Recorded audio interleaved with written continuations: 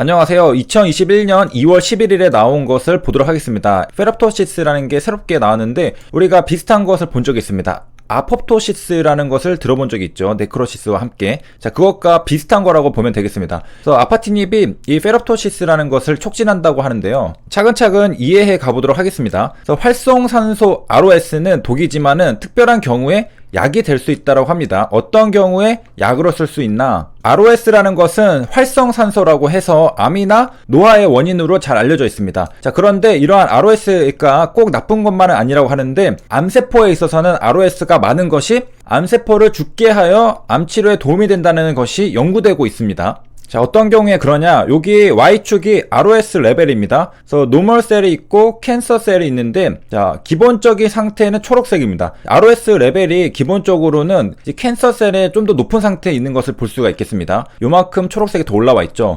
자, 여기서 ROS도 이게 활성산소이기 때문에 독성이 있습니다. 그래서 그 셀 데스가 일어나는 지점이 있는데요. 자, 이것을 약물로 끌어올려주면은 이 캔서 셀에서 ROS 레벨이 셀 데스까지 올라가게 되죠. 그러면은 이제 독성이 얘를 공격해서 이제 사망하게 되는 겁니다. 자, 그래서 노란색 부분이 바로 약을 썼다라는 건데, 노멀 셀은 약을 써도 셀 데스까지는 올라가지 않지만은 캔서 셀은 기본적으로 기초적인 ROS 레벨이 높았기 때문에 여기서 약을 쓰게 되면은 셀 데스까지 올라가게 되는 겁니다. 자, 이런 식으로 ROS로 치료를 할 수 있다는 뜻인데요. 자, 여기서 파생되는 얘기들이 암 환자가 항암 치료할 때 항산화제 섭취는 오히려 안 좋다라는 말이 나오게 됩니다. 이 ROS 레벨을 요 위에까지 올려야 되는데 항산화제가 요 레벨을 낮춰주기 때문에 요 셀 데스까지 올라가지 못하게 하는 거죠. 우리한테 가장 잘 알려져 있는 항산화제는 바로 비타민C입니다. 그래서 일부 항암제 중에서는, 전부는 아니죠, 비타민C랑 같이 복용하면은 항암제 효과를 감소시킨다라는 보고가 있습니다. 비타민C는 이런저런 의견들이 많은데 또 반대의 의견도 있습니다. 고용량 비타민C는 항암제 세포 독성을 증가시킨다라는 것도 있고요. 예를 들어 항생제랑 비타민C를 같이 투여하면은 효과가 100배가 된다. 영국의 교수팀이 배양된 세포에다가 3개월 동안 항생제 독시사이클린을 투여했습니다. 그런 다음에 고용량 비타민C를 주입하니까 표준 치료제보다 효과가 100배 이상 컸다고 합니다. 그래서 비타민C가 항암제랑 잘 먹히느냐 아니면 오히려 효과를 줄이냐는 의견들이 다릅니다. 그래서 ROS의 수치를 높여가지고 죽이는 작용 기전을 가진 항암제 같은 경우에는 비타민C가 오히려 같이 쓰면 안 좋겠죠. 하지만은 다른 작용 기전을 가지고 있을 경우에는 같이 쓰면 좋다, 이렇게 생각할 수가 있고요. 자, 여기서 우리가 알아야 되는 것은 ROS는 일반적으로 높으면 안 좋다라고 알고 있죠. 그래서 ROS를 줄여줄 수 있는, 즉 활성산소를 줄여줄 수 있는 항산화제를 많이 먹잖아요. 자, 그런데 암 치료할 때는 오히려 ROS를 높임으로써 암세포를 죽게 하는 좋은 작용도 할 수 있다라는 점입니다. 정상세포가 셀 데스까지 가지 않는 선에서, 암세포는 셀 데스까지 가는 선에서 그렇게 ROS를 높이게 되면은 세포 자살 아포토시스에 의해서 없앨 수가 있게 되는 겁니다. 자, 그럼 도대체 페롭토시스는 무엇이냐?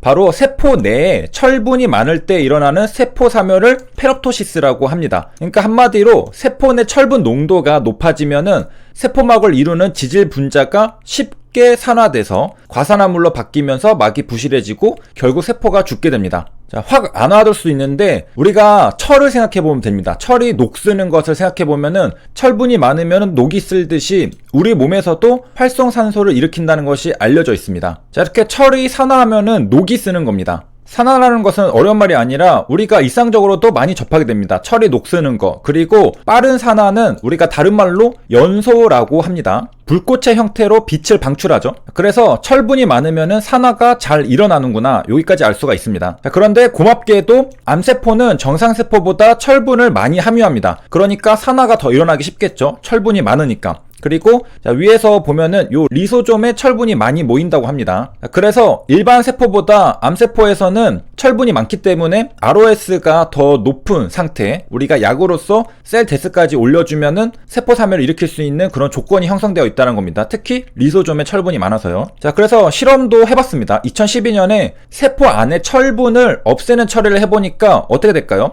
철이 있으면은 산화가 잘 되는데 그런 산화를 할 철분이 없습니다. ROS 생성이 억제됩니다. 그러면서 아포프토시스가 멈춘다라는 사실이 밝혀졌습니다. 그러니까 여기서 우리가 알 수 있는 것은 이 철분이 있어야 되는구나. 철분이 있어야 세포사멸 아포프토시스가 생긴다는 것을 발견했습니다. 이 현상을 바로 페롭토시스라고 명명했는데요. 바로 아파티닙이 이 페롭토시스를 촉진한다라는 것이 이 앱스트랙의 제목입니다. 자, 그러면 이제 ROS, 활성산소는 도대체 왜 생기며 왜 몸에 안 좋을까? 활성산소의 가운데 O가 옥시전입니다. ROS의 O, 그 다음에 R이 reactive, 그 다음에 스페시스가 S입니다. 그래서 ROS라고 합니다. 그래서 기본적으로 산소 O2에서 시작이 되는데요. 이 O2가 H2O로 가는 도중에 생겨나는 부산물이 바로 활성산소가 되겠습니다.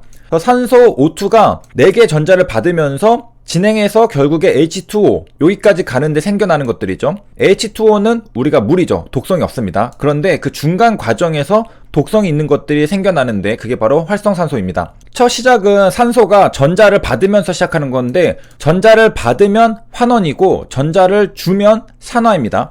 전자를 받았기 때문에 환원이 된 겁니다. 그래서 슈퍼옥사이드 N아이언이 됩니다. 요게 O2에서 전자를 받으면서 됐고, 이거는 이제 불안정하기 때문에 SOD에 의해서 H2O2로 바뀌게 됩니다. 자, 이 SOD는 효소라고 보면 되겠고요. 그러니까 전자를 받고 나서 불안정해지니까 효소에 의해서 활성산소 H2O2가 됐는데 요거는 그나마 안정적입니다. 그래서 우리의 세포 내에서 대부분 이 H2O2를 관찰하게 됩니다. 자, 그런데 세포가 조절하지 못할 정도로 많은 양의 이 H2O2가 생성되게 되면은 세포 내에서 이거를 제대로 적절하게 제거를 하지 못하게 된 상태에서 여기서 또 전자를 한 개 더 받게 되면은 바로 하이드록실 레디컬이 생성되게 됩니다. 자, 요게 바로 독성이 매우 강하고 대부분 세포 내의 독성은 이 물질로부터 유래가 됩니다. 자, 요게 우리 몸의 세포들을 망가뜨릴 수 있는 겁니다. 특히 DNA를 산화해서 망가뜨리게 되고요. 이런 것들이 독성이죠. 자, 그래서 이제 또 전자를 받으면서 이제 H2O가 만들어지면서 독성이 없는 걸로 바뀌게 됩니다. 자, 요 O2에서 시작해서 H2O까지 가는 요 중간 과정에 나오는 것들이 바로 ROS, 활성산소가 되겠습니다. 우리 몸에 독성을 일으키는 것, 그 중에서도 여기에 있는 하이드록실 레디컬이 독성이 강하다. 그래서 우리 세포의 DNA를 산화시킨다. 이런 것을 살펴봤습니다. 산소 O2 자체는 강한 산화제는 아닙니다. 산화제라는 것은 상대방에게서 전자를 빼앗는 거죠. 우리가 과정을 보면 O2가 전자를 빼앗아서 전자를 받은 거잖아요. 그러니까 강한 산화제는 아니지만은 어쩌다 저쩌다 보니까 전자 한 개를 받아서 환원되면은 그때부터 이 여정이 시작이 되는 겁니다. 그러니까 내가 처음부터 전자를 막 강력하게 뺏으려고 한 건 아닌데 의도치 않게 내가 전자를 이제 받아서 환원이 되게 되면은 그때부터 안정적인 형태인 물 H2O가 될 때까지는 계속해서 전자를 받아들이면서 여정을 시작하게 되는 겁니다. 그 과정에서 생기는 물질들이 모두 ROS가 되는 것이고요. 자, 그래서 처음에 전자 한 개를 받아서 환원이 된 다음에 시작하면은 앞으로 3개의 전자를 더 받아들여야지 물이 됩니다. 여기 보면은 O2가 전자를 받고 시작했습니다. 그러면 앞으로 하나, 둘, 3개를 받을 때까지 진행을 하고서 물이 되면서 끝나게 되는 것입니다. 자, 그래서 각각 이름들이 있죠. 이 ROS들이 이름들이 있는데 산소로 전자가 전달되면서 순차적으로 생성되는 처음에 슈퍼옥사이드 애니온을 받습니다. 요게 바로 여기에 있는 것이고 SOD 효소로 인해서 다시 HTO2가 되잖아요. 요것도 이름이 있습니다. 하이드로젠 페록사이드. 자, 여기서는 과산화수소라고 번역했는데 요게 영어로 하이드로젠 페록사이드입니다. H2O2 과산화수소. 그 다음에 일어나는 게 하이드록시 레디칼이라고 되어 있죠. 우리가 아까 봤듯이 하이드록시 레디칼, 요게 독성이 매우 강한 거, 여기에 있는 거. 그래서 O2부터 하나씩 그래서 요게 전부 다 활성산소고요. H2O로 끝난다. 그래서 O2에서 시작해서 전자를 하나 여기 받고 그 다음에 또 받고 그 다음에 또 받고 마지막으로 받아서 H2O가 돼서 끝나는 것까지 살펴볼 수가 있었습니다. 자, 여기까지 시청해주셔서 감사합니다.